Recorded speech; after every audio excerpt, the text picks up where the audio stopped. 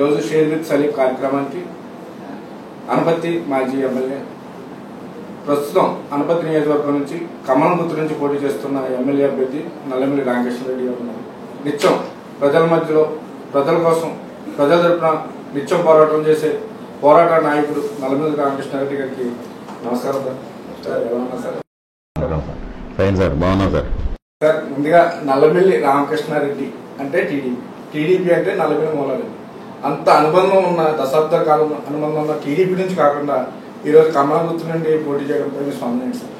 ఇది 42 సంవత్సరాలుగా ఈ ప్రాంతంలో మూలారెడ్డి అంటే తెలుగుదేశం అంటే మూలారెడ్డిగా అనుబంధం ఏర్పరచుకున్న కుటుంబం మాది. ఈ ప్రాంతంలో ఆ విధంగా ఒక అవినోభావ సంబంధం తెలుగుదేశం పార్టీతో కానీ తెలుగుదేశం పార్టీ కార్యకర్తలతో కానీ ఈ నియోజకవర్గం ప్రజానీకంతో కానీ ఒక అనుబంధం ఏర్పడింది. అదేవిధంగా అదే అనుబంధంతో నేను రాజకీయ రంగ ప్రవేశం చేయడం, 2 సార్లు ఇప్పటికే నేను ఎమ్మెల్యేగా పోటీ చేయడం, ఒకసారి గెలవడం, ఒకసారి వాడడం జరిగింది. 3వసారి కూడా తెలుగుదేశం పార్టీ నా అభ్యర్థితో మొదటి లిస్టులోనే ప్రకటించడం జరిగింది. కానీ అనూహ్యమైన పరిస్థితుల్లో భారతీయ జనతా పార్టీతో పొత్తు ఏర్పడడం, ఆ పొత్తులో భాగంగా భారతీయ జనతా పార్టీ ఈ స్థానాన్ని కోరుకోవడం జరిగింది. దీనిలో వైకాపా కుట్రలు కూడా అనేకమైన కుట్రలు పని వైకాపా ఎట్టి పరిస్థితుల్లోని నా అభ్యర్థిత్వం నేను అభ్యర్థిగా బరిలో ఉండకూడదు, అప్పుడు మాత్రమే సత్యసూర్యనారాయణ రెడ్డి గారికి సులువుగా గెలవడానికి అవకాశం ఉంటుంది, లేని పక్షంలో ఓటమి తప్పదు అనే భయంతో అనేక రకాలైన విషప్రయోగాలు, రకరకాల కుయుక్తులు, కుతంత్రాలు పన్ని అనేక అడ్డంకులు సృష్టించడం జరిగింది. ఈ నేపథ్యంలో ఈ సీటు బీజేపీకి కేటాయించబడడం, వారు అభ్యర్థిని ప్రకటించడం, ఇవన్నీ జరిగిన తర్వాత ఇక్కడ ఎట్టి పరిస్థితుల్లోనే తెలుగుదేశం పార్టీ తరఫునే పోటీ చేయాలనే ఒక ఇది రావడం, మరి అనేక మంది పెద్దలు, బీజేపీ పెద్దలు అవనివ్వండి, తెలుగుదేశం పెద్దలు అవనివ్వండి, అందరూ పిలిచి నన్ను బీజేపీ నుంచి అభ్యర్థులను తీసుకోమని ప్రతిపాదించడం, దాన్ని నేను నిర్గౌరవంగా తిరస్కరించడం, సాక్షాత్తు మా అధినేత చంద్రబాబు నాయుడు గారు కూడా పిలిచి ఇటువంటి పరిస్థితుల్లో బీజేపీ తరఫు నుంచి వచ్చిన అసెంబ్లీలో నువ్వు ఉండాలి అనేది వారు కోరినప్పటికీ కూడా నేను నా మనసులో ఉన్న భావాల్ని, మా కుటుంబంతో తెలుగుదేశం పార్టీకి ఉన్న అనుబంధం, ఈ ప్రాంతంలో మాకున్న లెగసీ, మా తండ్రి గారి లెగసీ, 42 సంవత్సరాల లెగసీ, తెలుగుదేశం పార్టీతో ఉన్న లెగసీని నేను కాదని భారతీయ జనతా పార్టీలో చేరలేనని వారికి చెప్పడం, వారు చాలా తీవ్రమైన ప్రయత్నం చేయడం, దీనికి బదులుగా వేరే స్థానం ఇచ్చి ఈ స్థానాన్ని తెలుగుదేశం పార్టీకే ఉంచుకోవాలని వారు చాలా ప్రయత్నాలు చేయడం, అనేక సమీకరణాలు జరిగిన తర్వాత, అనేక చర్చలు జరిగిన తర్వాత భారతీయ జనతా పార్టీ మరలా దీన్ని మార్చడానికి వీల్లేని పరిస్థితి ఏర్పడడం, అటువంటి పరిస్థితిలో భారతీయ జనతా పార్టీ పెద్దలు చంద్రబాబు నాయుడు గారు, అదేవిధంగా పవన్ కళ్యాణ్ గారు, కూటమి పెద్దలు ముగ్గురు ఆలోచన చేసి చంద్రబాబు నాయుడు గారి ఆదేశం, పవన్ కళ్యాణ్ గారి సలహా, బీజేపీ పెద్దల ఆహ్వానం, ఈ మూడిటి మేర తప్పనిసరి పరిస్థితుల్లో, విధిలేని పరిస్థితుల్లో చంద్రబాబు నాయుడు గారి ఆదేశాలను శిరసావహిస్తూ నేను భారతీయ జనతా పార్టీ అభ్యర్థిగా పోటీ చేయడం జరుగుతుంది. అందువల్ల ఇవాళ కూటమి అభ్యర్థిగా నేను, అది భారతీయ జనతా పార్టీ కావచ్చు, జనసేన కావచ్చు, తెలుగుదేశం పార్టీ కావచ్చు, కానీ కూటమి అభ్యర్థిగానే పోటీ చేస్తున్నాను. తప్పనిసరిగా ఇది కొంచెం మా కుటుంబానికి జీర్ణించుకోవాలనే విషయమైనా కార్యకర్తలు, ప్రజలు మాత్రం మాకన్నా ముందు జీర్ణించుకున్నారనే విషయం వాస్తవం. అంటే మీరు మాట చెప్పారు సార్, వైఎస్ఆర్ కాంగ్రెస్ పార్టీ కుట్ర పండింది మీ మీద, అంటే బీజేపీలో వచ్చి మీకు సీట్ రాకుండా, అది టీడీపీ నుంచి సీట్ రాకుండా, అంటే వారికి ఏదైనా మ్యాచ్ ఫిక్సింగ్ అంటారా ఆ పార్టీ? అవన్నీ వాస్తవాలు చెప్పడానికి సమయం ఉంది. ఎన్నికలు పూర్తయిన తర్వాత ఆ వాస్తవాలు సాక్ష్యాధారాలతో సిద్ధంగా వెల్లడిస్తాను. ఇది 100% వైఎస్ఆర్సీపీ డాక్టర్ సత్యసూర్యనారాయణ రెడ్డి గారి పనిని కుట్ర.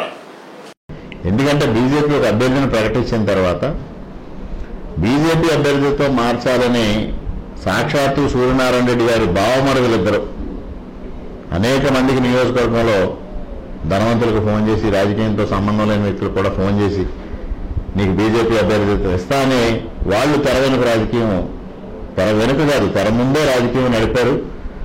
ఆ 10-15 రోజులు ఏదైతే ఈ ఎపిసోడ్ నడిచిన 10-15 రోజులు వైఎస్ఆర్సీపీ సోషల్ మీడియా చూసినా కూడా వాళ్ళు ఎంతసేపు వాళ్ళ అభ్యర్థిత్వం, వాళ్ళ ప్రచారం వదిలిపెట్టేసి బీజేపీ అభ్యర్థిత్వం గురించే వాళ్ళు సోషల్ మీడియా అంతా మాట్లాడుకోవడం కూడా జరిగింది.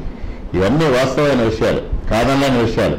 నేను ఇన్ని ఆరోపణలు చేశా, వైఎస్ఆర్సీపీ నన్ను బరిలో లేకుండా చేయడానికి ప్రయత్నం చేస్తుందని నేను న్యాయం కోసం నల్లమిల్లిలో కూడా అదే ఆరోపణ చేశా.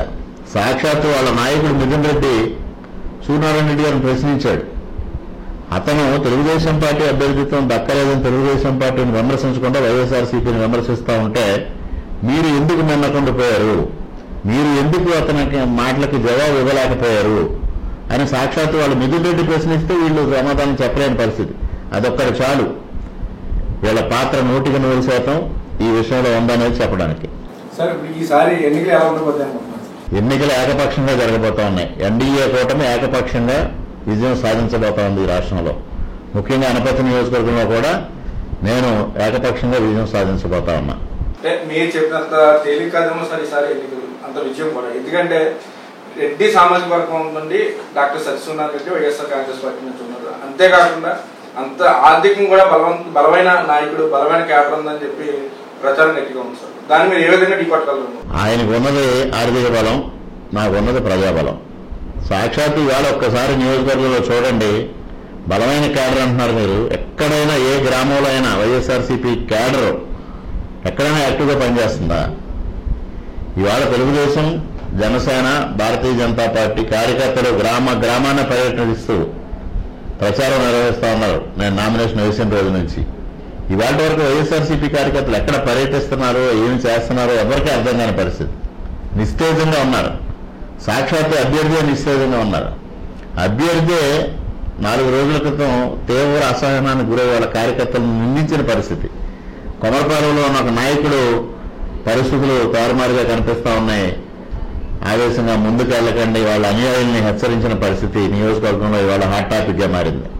కాల్మనీ కేసులు బయట రెడ్డి సామాజిక వర్గం చెందిన కొంతమంది వడ్డీ వ్యాపారస్తులు మీరు ఎమ్మెల్యేగా ఉన్న టైంలో చాలా తప్పుడు కేసులు పెట్టి ఇబ్బంది గురి చేస్తానని బెదిరించి అన్న ఆరోపణలు పదే వైఎస్ఆర్ కాంగ్రెస్ పార్టీ ఆరోపిస్తుంది సార్. సూర్యనారాయణ రెడ్డి గారికి ఆరోపణ చేయడమే తెలుస్తా పిలిచి వాటిని నిరూపించే సమర్థత కానీ, వాటిని నిరూపించే సాక్ష్యాధారాలు కానీ ఆయన దగ్గర ఇప్పుడు ఉండవు. అసలు కాల్మనీ వ్యవహారం, విజయవాడలో జరిగిన కాల్మనీ వ్యవహారం ఎక్కడి నుంచి మూలం ఎక్కడ? సాక్షి మీడియా. సాక్షి మీడియాతో ఆ రోజా గారు అప్పుడు ఎమ్మెల్యే, ప్రస్తుత మంత్రి, ఆవిడ ప్రోద్బలంతో ఆ కాల్మనీ కేసులు బయటకు వచ్చాయి.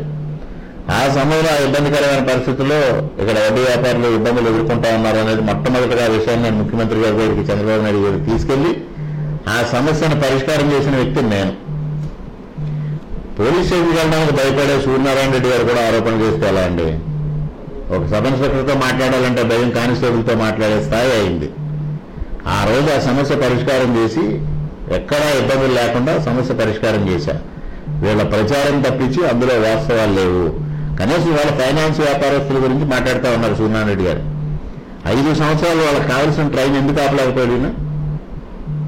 కేంద్ర ప్రభుత్వంతో ఆ రోజు సత్సంబంధాలు ఉన్నాయి. పార్లమెంటు సభ్యుడిగా భరత్ గారు ఉన్నారు, శాసనసభ్యుడిగా వీరు ఉన్నారు. అప్పటి వరకు జన్మభూమి కోసం మురళీమోహన్ గారు తీవ్రమైన కృషి చేసి చివరి వరకు ప్రయత్నం చివరి వరకు వచ్చింది. సఫలీకృతం అయ్యే దశలో ఉన్న టైంలో ప్రభుత్వం మారింది. అటువంటి దాన్ని నిలుపుదల చేయించలేకపోయారు. ఇంక ఏ ట్రైన్ కూడా నిలుపుదల చేయించలేకపోయారు. ఇవాళ ఫైనాన్స్ వ్యాపారస్తులకి ఏం ఉపయోగపడ్డారు? 2019 ఎన్నికల్లో భారీ ఎత్తున ఫైనాన్స్ వ్యాపారుల్ని ప్రలోభపెట్టి పెద్ద ఎత్తున చందాలు వసూలు చేసుకుని ఎలక్షన్ చేసుకున్న వ్యక్తి ఆయన. ఇవాళ ఫైనాన్స్ వ్యాపారస్తుల సంక్షేమం కోసం మాట్లాడేది. 1983లో మా తండ్రి గారు మూలారెడ్డి గారు శాసనసభ్యులు అయిన తర్వాత ఫైనాన్స్ వ్యాపారస్తుల కోసం ఆ రోజే అనపర్తి నుంచి విశాఖపట్నం బస్సు ఏర్పాటు చేయించిన వ్యక్తి మూలారెడ్డి గారు. గోదావరి ఎక్స్ప్రెస్ హాల్ట్ తీసుకొచ్చిన వ్యక్తి మూలారెడ్డి గారు. తర్వాత నేను మురళీమోహన్ గారి సహకారంతో 2 ట్రైన్స్ రత్నాచల్ ఎక్స్ప్రెస్ కానీ అదేవిధంగా శేషాద్రి కానీ హాల్టులు తీసుకొచ్చాం. ఏం చేశారు ఇవాళ ఈ ఫైనాన్స్ వ్యాపారస్తుల కోసం? ఊరికిన ఎదుటి వ్యక్తి పైన ఆరోపణలు చేయడం నిరాధారమైన ఆరోపణలు. ఇందులో ఎటువంటి వాస్తవాలు లేవు. కాల్మనీ విషయంలో ఎటువంటి వాస్తవాలు లేవు. ఎప్పుడైనా సరే ఈ ప్రాంతంలో ఉన్న ఏ వ్యక్తి అయినా సరే, ఫైనాన్స్ వ్యాపారస్తులు ఉండి ఇతర వ్యాపారస్తులు ఉండి బయట ప్రాంతాలకు వెళ్ళినప్పుడు మూలారెడ్డి గారి పేరే చెప్పి అక్కడ వ్యాపారాలు చేసుకున్న సంగతి. ఎక్కడైనా సమస్య వస్తే మూలారెడ్డి గారు ఏ జిల్లాకైనా వెళ్ళి వాళ్ళ సమస్యలు పరిష్కారం చేసిన వ్యక్తి మూలారెడ్డి గారు. అదే స్థాయిలో నేను కూడా చేశాను. ఇవాళ భవిష్యత్తులో కూడా చేయబోతా ఉన్నా. ఇవాళ ఇంకొక మీ ద్వారా ఇటు ఫైనాన్స్ వ్యాపారస్తులు కానీ రెడ్డి సోదరులు కానీ ఒక విషయం చెప్పదలుచుకున్నా.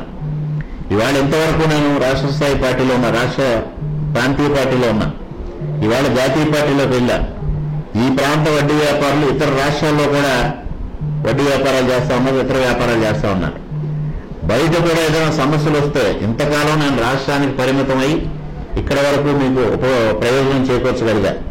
ఇవాళ భవిష్యత్తులో బయట ప్రాంతాల్లో కూడా మీకు ఏదైనా సమస్య వస్తే తీర్చడానికి నా శక్తి వంచన లేకుండా నేను కృషి చేస్తానని కూడా ఈ సందర్భంగా మీకు తెలియజేస్తా ఉన్నాను. ఉదాహరణ సార్, సీఎం జగన్ అందిస్తున్న సంక్షేమ పథకాలన్నీ ప్రతి ఇంటికి వెళ్ళడం జరిగింది సార్. అదేవిధంగా అన్ని వర్గాల ప్రజలకు కూడా అందరికీ అన్ని విధాలుగా అందినాయి అని చెప్పి వైకాపా నాయకులు బలగుద్ది మరి చెప్తున్నారు. వాళ్ళే మాకు బలమైన ఓటు బ్యాంకు మేము నెగ్గుతామని చెప్తున్నారు. ఈ సమయంలో ఇటువంటి పరిస్థితుల్లో మీ విజయం ఏ విధంగా ఉంటుందనుకుంటున్నారు? ఇవాళ వాళ్ళ నవరత్నాలు అవి నకిలీ రత్నాలను ప్రజలకు తేలిపోయింది. ఎందుకంటే ఉదాహరణకు అమ్మఒడి తీసుకోండి.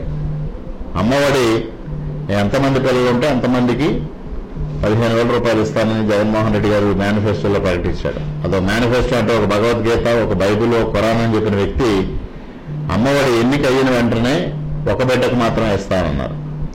దాన్ని మరుసటి సంవత్సరం 14,000కి తగ్గించారు.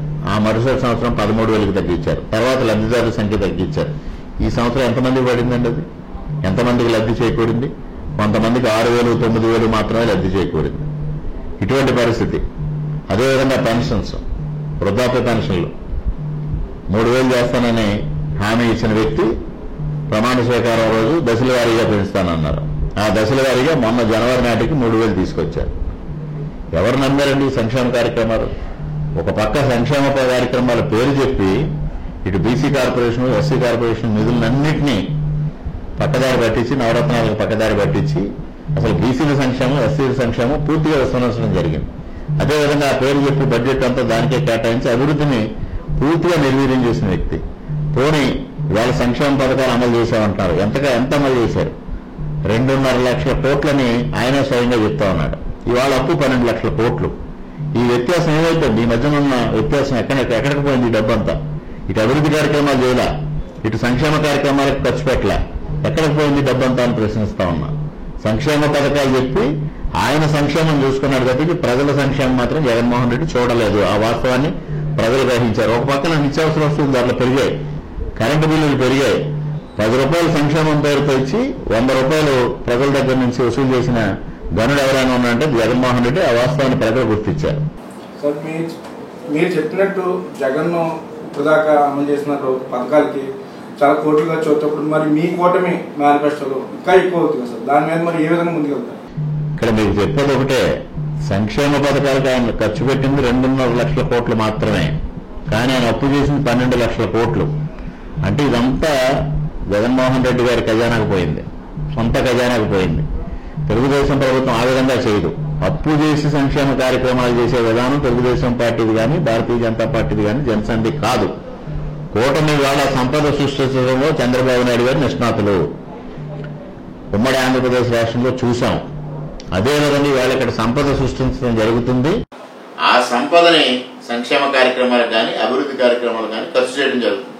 సాక్షాత్తు జగన్మోహన్ రెడ్డి గారి పొలిటికల్ స్ట్రాటజిస్ట్ చెప్పాడు, పీకే ప్రశాంత్ కిషోరే చెప్పాడు, సంపద సృష్టించి తద్వారా సంక్షేమ పథకాలు అమలు చేయాలనేది ఆయన చెప్పారు. ఎక్కడైనా రాజకీయం అంతే. జగన్మోహన్ రెడ్డి లాగా అప్పు చేసి ఆస్తులు తాకట్లు పెట్టి, ప్రజల ఆస్తులు తాకట్లు పెట్టి, సచివాలయాలు తాకట్లు పెట్టి అప్పు తీసుకొచ్చి దాన్ని సంక్షేమ పథకాలకు ఖర్చు పెడుతున్నానని చెప్పి అది కైంకర్యం చేయడం కాదు.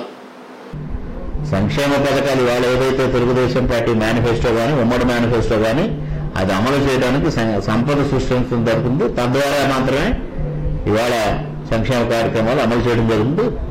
రెండో పక్కన అభివృద్ధి కార్యక్రమాలను కూడా సమాంతరంగా తీసుకెళ్లడం జరుగుతుంది. సార్, అనపర్తి నియోజకవర్గం ఏర్పడిన తర్వాత మీ తండ్రి గారు ఎమ్మెల్యేగా పనిచేశారు పలు దఫాలుగా, మీరు ఒకసారి ఎమ్మెల్యేగా పనిచేయడం జరిగింది. అటువంటి నియోజకవర్గానికి మీరు ఏం చేశారంటే మీరు ఏం చెప్తారు? మా తండ్రి గారు అభివృద్ధి అడుగడుగునా కనిపిస్తుంది. ఇవాళ నియోజకవర్గంలో రోడ్లు చూసినా, బ్రిడ్జెస్ చూసినా, బిల్డింగ్స్ చూసినా, హౌసింగ్ కాలనీస్ చూసినా, ఏది చూసినా మూలారెడ్డి గారు ముద్ర స్పష్టంగా కనిపిస్తుంది. అదేవిధంగా 2014 నుంచి 2019 వరకు నేను చేసింది రోడ్లు కానీ, సిమెంట్ రోడ్లు కానీ, లింక్ రోడ్లు కానీ, అదేవిధంగా హాస్పిటల్స్ కానీ, స్కూల్స్ కానీ ఎక్కడ చూసినా నా ముద్ర స్పష్టంగా కనిపిస్తుంది. ఇవాళ మొట్టమొదటిసారిగా 2019, 2024 మధ్యలో మాత్రమే అభివృద్ధి నియోజకవర్గంలో అభివృద్ధి జీరో అనేది చెప్పాల్సింది వస్తే ఈ పదవీ కాలంలోనే. మిగిలిన అందరు శాసనసభ్యులు కూడా ఒకరికంటే ఒకరు పోటీపడి అభివృద్ధి కార్యక్రమాలు చేశారు గతంలో. ఒక్క సత్యసూర్యనారాయణ రెడ్డి గారు మాత్రం అభివృద్ధి విషయంలో నెగిటివ్. అంటే చివరికి ఉన్న రోడ్లు కూడా ప్యాచీలు పడి కనీసం ప్యాచ్ వర్క్ కానీ రోడ్లు వేయడానికి కూడా పనికిరాని పరిస్థితికి తీసుకొచ్చిన గనుడు ఎవరైనా ఉన్నారంటే అది సూర్యనారాయణ రెడ్డి గారు. కానీ పెద్దగా అభివృద్ధి చేసినట్టుగా ఆర్సీల నిర్మాణం, ఫ్లెక్సీల ఏర్పాటు, శిలాఫలకాల ఏర్పాటు, ఆయనకు శిలాఫలకాల పిచ్చి, ఆర్సీలు పిచ్చి, ఫ్లెక్సీలు పిచ్చి, వాటితోనే నడిపిస్తా ఉన్నారు కార్యక్రమం. అదే అభివృద్ధి కింద ఫీల్ అవుతా ఉన్నారు. దుర్దమైన విషయం ఏంటంటే సంక్షేమ పథకాలకి అభివృద్ధికి తేడా తెలియని వ్యక్తి, చదువుకున్న వ్యక్తి, పోస్ట్ గ్రాడ్యుయేషన్ చేసిన వ్యక్తికి సంక్షేమం అంటే ఏంటి, అభివృద్ధి అంటే ఏంటి తెలియకపోవడం దురదృష్టకరం. మీరు ఎమ్మెల్యేగా పనిచేసిన 5 ఏళ్ల కాలంలో ప్రతి పనికి ఒక రేటు కట్టి ప్రతి దానికి భారీ స్థాయిలో అవినీతి పాల్పడ్డారని చెప్పి ప్రస్తుత ఎమ్మెల్యే డాక్టర్ సత్యసూర్యనారాయణ పదే పదే ఆరోపిస్తుంటారు. అది ఎంతవరకు నిజమంటారు? ఆయనకు ఒకటే చెప్తా ఉన్నా, పదే ఆరోపణలు నిరాధారమైన ఆరోపణ చేయడానికి అలవాటు. దానిపైన 3 విజిలెన్స్ ఎంక్వైరీలు వేశారు. ఆయన ఏ ఆరోపణలు అయితే చేస్తా ఉన్నారో దానిపైన 3 విజిలెన్స్ ఎంక్వైరీలు వేశారు. ఏమయ్యా విజిలెన్స్ ఎంక్వైరీ? 4 సంవత్సరాలు అయ్యే విజిలెన్స్ ఎంక్వైరీ వేసి ఎక్కడికి పోయే ఎంక్వైరీలు ఏమి నిరూపించాయి? సూర్యనారాయణ రెడ్డి గారు పట్టుబట్టి ఆయన లెటర్ రాసి ముఖ్యమంత్రి గారి చేత ఎండార్స్ చేయించి విజిలెన్స్ ఎంక్వైరీ వేయించారు. ధాన్యం కొనుగోలు పైన ఒకటి, గాంధీ షాపుల వ్యవహారం పైన ఒకటి, చెరువుల తవ్వకాల పైన ఒకటి. ఏమైపోయాయి రిపోర్ట్లు? ధాన్యం కొనుగోలు మీద 51 ఎంక్వైరీలు కూడా ఇచ్చారు. పిఎస్సీ ఇస్తున్నది. ఏమయ్యాయి ఆ ఎంక్వైరీలన్నీ? వాటిలో ఏమి నిరూపితమైంది? ఎందుకు వాటిని బహిర్గతం చేయలేకపోతా ఉన్నారు? ఇవాళ 5 సంవత్సరాలు అధికారంలో ఉన్నారు. నేను తప్పు చేసినట్టు తేలితే నాపైన ఎందుకు శిక్ష తీసుకోవడానికి వెనుకంజ వేశారు? ఎందుకు నిరూపించలేకపోయారు? ఇవాళ సాక్ష్యాధారాలతో ఆయన 500 కోట్ల రూపాయల అవినీతికి పాల్పడ్డాడని నేను నిరూపిస్తానంటే ఎందుకు చర్చకి రావడం లేదు? వాస్తవాలు బయట పెట్టండి. ఎంక్వైరీ రిపోర్ట్లు, విజిలెన్స్ ఎంక్వైరీలు బయట పెట్టమని డిమాండ్ చేస్తా ఉన్నా. మీరు అందులో తప్పు చేసినట్టు నేను తేలితే నేను శిక్షకి సిద్ధమని చెప్తా ఉన్నా. అంటే ఈ 5 ఏళ్ల కాలంలో డాక్టర్ సత్యసూర్యనారాయణ రెడ్డి 500 కోట్ల రూపాయలు అవినీతి పాల్పడ్డారని మీరు కూడా ప్రతిసారి మీరు ఆరోపిస్తున్నారు. దాని సాక్ష్యాలతో సహా మీరు ఏదన్నా ఇప్పుడు కింద బయటపెట్టారు. నేను ఎన్నో సాక్షాత్తు హైకోర్టులోనే పెట్టా. సాక్షాత్తు హైకోర్టులో అవినీతికి సంబంధించి పెట్టా. అనేక డాక్యుమెంటరీ ఎవిడెన్స్ చూపించా. సాక్షాత్తు ఆక్సిజన్ ప్లాంట్ విషయం కానీ, లేకపోతే కరోనా విషయంలో వీళ్ళు వసూలు చేసిన చందాల విషయం కానీ, అన్ని విషయాలు వాస్తవాలు. దానిపైన పారదర్శకంగా మేము ఈ విధంగా చందాలు వసూలు చేశామని ఎందుకు చెప్పలేకపోతున్నారు ఈ 5 సంవత్సరాలు? అదొక్కటి వేళ సాక్ష్యం. హైకోర్టులో ఈయన చేసిన గ్రావెల్ దండాలకి నేను సాక్ష్యం చూపించాను. హైకోర్టు దానిపైన ఫైన్ కూడా విధించింది. ఇంతకన్నా సాక్ష్యం ఏం కావాలి? అదేవిధంగా సార్, ఎమ్మెల్యే భార్యను మీరు ఒక మహిళని కూడా చూడకుండా బిస్కెట్ రాని అంటూ కొద్దిగా ఇబ్బందికరంగా మీరు ప్రతిసారి విమర్శిస్తుంటారు. అది ఎంతవరకు సమంజసం? మహిళ అనే మాట్లాడుకునే ముందు మహిళ మాదిరిగా ఒక కుటుంబ వ్యవహారాలు చూసుకునే వ్యక్తిగా, ఒక గృహిణిగా ఆవిడ ప్రవర్తిస్తే ఆవిడ ఎవరైనా మాట్లాడడం తప్పు. ఒక రాజ్యాంగేతర శక్తిగా మారి ఇవాళ నియోజకవర్గాన్ని శాసిస్తూ నియోజకవర్గాల అవినీతిగా అంతా మొత్తం కేంద్రీకృతం అయింది ఆవిడ దగ్గరే. సాక్షాత్తు అచ్యుతాపురత్రయంలో ఏదైతే ₹1 విలువ చేయని భూమిని 60 లక్షలకు కొనుగోలు చేయించి 30 లక్షలు భూ యజమానికి 30 లక్షల వీళ్ళకి తీసుకుని దాని నిమిత్తం బంగారు బిస్కెట్లు తీసుకోవడం ద్వారా ఆవిడకి బిస్కెట్ రైన్ అన్న పేరు సార్థకమైంది. అంతే తప్పించి ఇక్కడ ఈ నియోజకవర్గంలో ఎక్కడ అవినీతి జరిగినా, ఏ గ్రామంలో అవినీతి అయినా కేంద్ర బిందువు ఆవిడ కావడం విచిత్రం కాదు. ఆవిడ నడిపిస్తా ఉంది. అవినీతి కార్యక్రమాలు నడిపిస్తూ పరిపాలన కేంద్రీకృతం ఆవిడున్నప్పుడు విమర్శలు ఆవిడ మీద కాక సూర్యనారాయణ రెడ్డి గారి మీద వస్తే, సూర్యనారాయణ రెడ్డి గారి పాత్ర నామమాత్రకు ఎమ్మెల్యే. ఆయన ఎమ్మెల్యేగా సాంకేతికంగా ఎమ్మెల్యే తప్పించి పరిపాలన అంతా కేంద్రీకృతం అయింది బిస్కెట్ రాణి గారి దగ్గరే. సైకిల్ గుర్తుపై మీరు మీ తండ్రి గారు అనేక సార్లు పోటీ చేసి విజయం సాధించారు, ఓటమి పాలేదు. అటువంటిది మొట్టమొదటిసారిగా ఇప్పుడు ప్రస్తుతం కమలం గుర్తుపై మీరు బరిలో దిగుతున్నారు. అతి తక్కువ సమయంలో కమలం గుర్తుని జనంలో తీసుకెళ్తున్నారు. అత్యద్భుతంగా ప్రజలు జీర్ణించుకున్నారండి విషయాన్ని.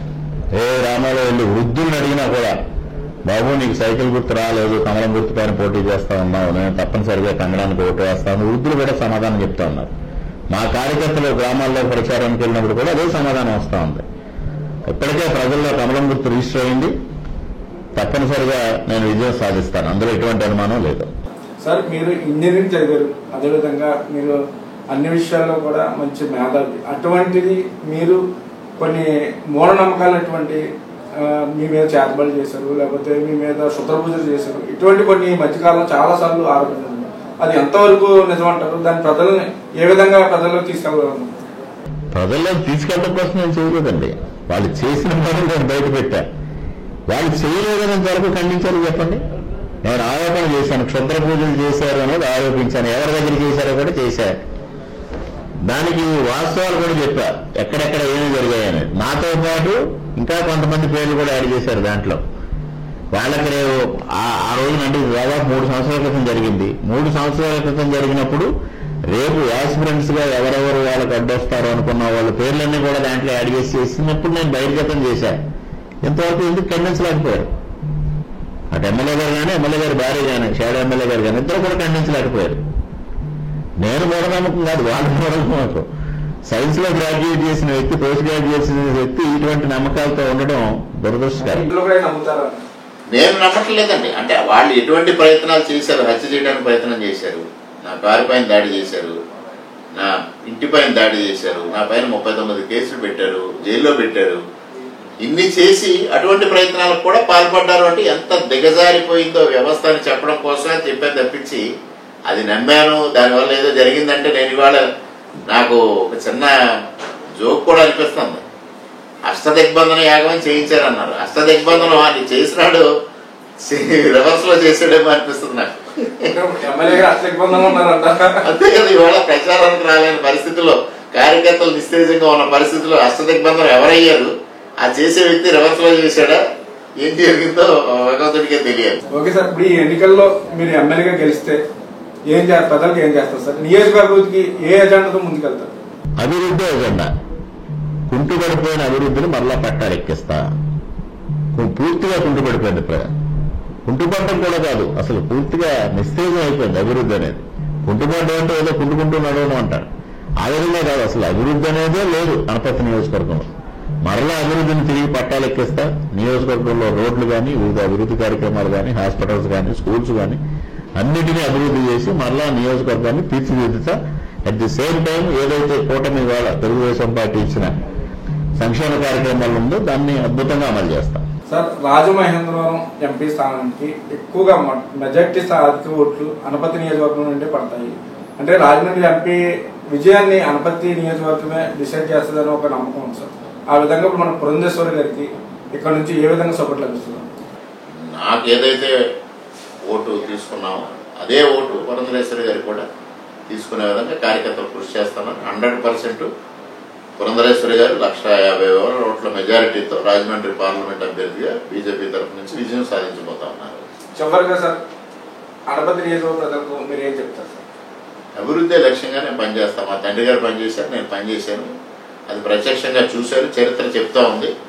ఆ చరిత్రను మరలా యథాతథంగా అమలు చేస్తాను, అభివృద్ధిని పట్టాలెక్కిస్తాను. ఈ ప్రాంత ప్రజల యొక్క ముఖ్యంగా ఇవాళ నాకు భారతీయ జనతా పార్టీ అభ్యర్థిత్వం రావడం కూడా ఒక సువర్ణాధికారంగా భావిస్తా ఉన్నా. రాష్ట్ర ప్రభుత్వం నిధులతో పాటు కేంద్ర ప్రభుత్వం నిధులు కూడా తీసుకొచ్చి ముఖ్యంగా ఇక్కడ డబుల్ ఇంజిన్ సర్కార్ అనే పదం ఇక్కడ కూడా వాడాల్సిన అవసరం ఉంది. ఎంపీ ఎమ్మెల్యే ఇద్దరం బీజేపీ తరఫు నుంచి పోటీ చేస్తా ఉన్నాం.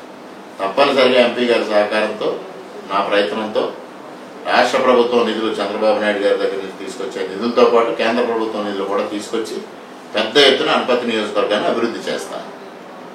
అనపర్తి నియోజకవర్గాన్ని అభివృద్ధి పదంలో నడిపించడం ఖాయమని, ఇది డబుల్ ఇంజన్ ప్రభుత్వం ఏర్పడుతుంది కాబట్టి డబుల్ ఇంజన్ గా ఎంపీ సహకారంతో అనపర్తి నియోజకవర్గాన్ని అన్ని విధాలుగా ముందుకు తీసుకెళ్తామని చెప్పి మాజీ ఎమ్మెల్యే నల్లమిల్లి రామకృష్ణ రెడ్డి గారు తెలియజేస్తున్నారు. అదేవిధంగా తనపై ఎన్ని ఆరోపణలు చేసినా, ఎన్ని కుట్రలు పడినా విజయం మాత్రం తనదే అని చెప్పి ఖరాఖండిగా చెప్తున్నారు.